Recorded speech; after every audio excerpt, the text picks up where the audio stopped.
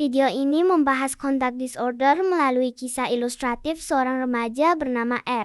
R berusia 14 tahun dan bersekolah di tingkat sekolah menengah pertama. Ia sebenarnya memiliki potensi untuk belajar dan berteman seperti remaja lainnya. Namun, akhir-akhir ini R sering mengalami kesulitan mengendalikan emosi, menaati aturan, dan menyampaikan rasa kecewa dengan cara yang tepat. Mari memahami perilakunya secara tenang, tanpa terburu-buru memberi cap buruk. Di kelas, perubahan perilaku R mulai terlihat jelas. Ketika guru meminta siswa mengerjakan tugas, R terkadang menolak, membentak teman, atau menendang kursi. Pada saat merasa kesal, ia dapat berdiri dengan tiba-tiba, lalu meninggalkan kelas tanpa izin. Teman-temannya menjadi bingung, dan sebagian mulai menjaga jarak. Perilaku tersebut bukan sekadar kenakalan sesaat karena muncul berulang, mengganggu kegiatan belajar, dan menimbulkan masalah dalam hubungan sosial. Kesulitan yang sama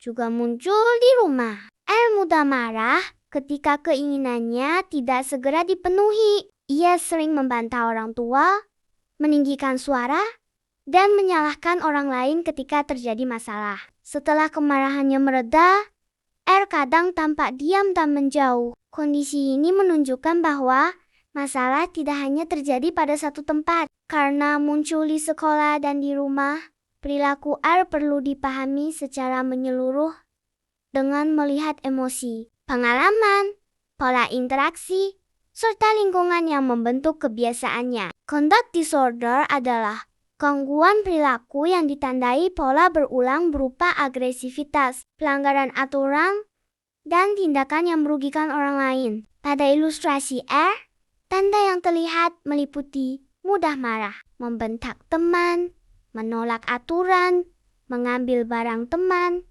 membantah guru dan orang tua, serta menyalahkan orang lain. Meski demikian, penetapan diagnosis tidak boleh dilakukan hanya berdasarkan satu cerita. Pemeriksaan harus dilakukan oleh psikolog atau tenaga profesional dengan mempertimbangkan durasi, tingkat keparahan, dan kondisi perkembangan anak. Perilaku bermasalah pada anak dan remaja tidak muncul dari satu penyebab sederhana. Lingkungan pergaulan, pola asuh, pengalaman konflik, contoh perilaku agresif, tekanan belajar, dan kemampuan mengelola emosi dapat saling berhubungan. Pada kasus R, penting untuk menanyakan kapan kemarahan biasanya muncul, situasi apa yang memicunya, bagaimana respons orang dewasa, dan apakah perilaku tertentu justru mendapatkan perhatian atau keuntungan. Pemahaman terhadap pemicu membantu orang dewasa menyusun respons yang lebih tepat dan konsisten.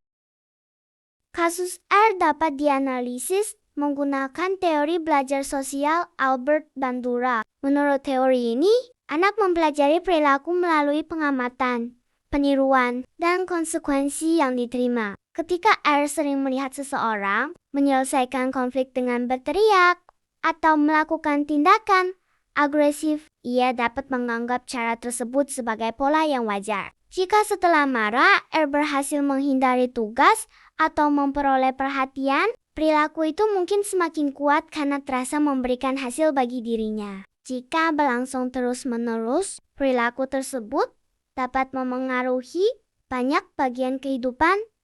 Di sekolah, ia berisiko tertinggal pelajaran karena sering keluar kelas atau tidak menyelesaikan tugas. Dalam pertemanan, teman dapat merasa takut, kecewa, atau tidak aman. Di rumah, pertengkaran berulang dapat membuat hubungan keluarga semakin tegang. Dampak lain yang perlu diperhatikan adalah munculnya citra diri negatif. Ketika terus disebut nakal, R mungkin merasa bahwa dirinya memang tidak mampu berubah. Langkah awal dapat dimulai dari aturan yang jelas, sederhana, dan konsisten. Guru serta orang tua perlu menjelaskan perilaku apa yang diharapkan, konsekuensi yang masuk akal, dan penghargaan ketika R berhasil mengendalikan diri. Contohnya, R dapat diberi waktu menenangkan diri, latihan menarik napas perlahan, atau kartu emosi untuk menyebutkan perasaannya. Penguatan positif diberikan segera ketika ia mampu meminta bantuan tanpa membentak, tetap berada di kelas.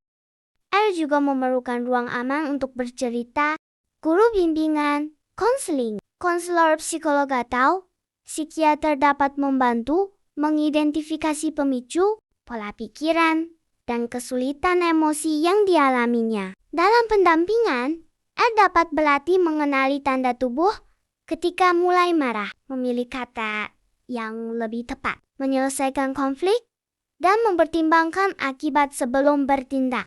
Pertemuan dilakukan secara bertahap dengan tujuan yang realistis. Perubahan akan lebih kuat apabila sehingga perubahan kecil dapat terlihat dan dihargai. Keluarga dan sekolah menggunakan pendekatan yang selaras.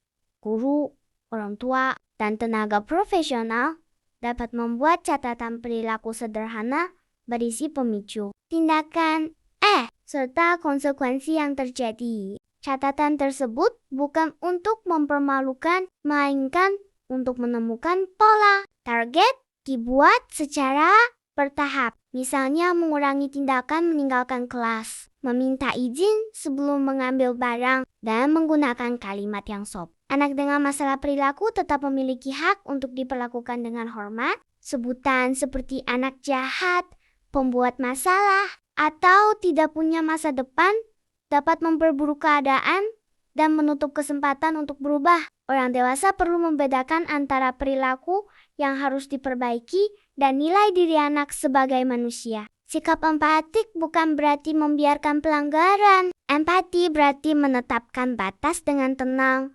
mendengarkan kebutuhan anak, menjaga keselamatan semua pihak, dan memberikan kesempatan untuk belajar dari kesalahan. Kesimpulannya, R mengalami kesulitan mengontrol emosi dan menaati aturan di rumah maupun di sekolah. Berdasarkan teori belajar sosial, perilaku dapat terbentuk dari contoh yang diamati dan konsekuensi yang menguatkannya. Karena itu, penanganan perlu melibatkan aturan yang konsisten, penguatan positif, latihan mengelola emosi, pendampingan profesional, dan kerjasama keluarga dengan sekolah.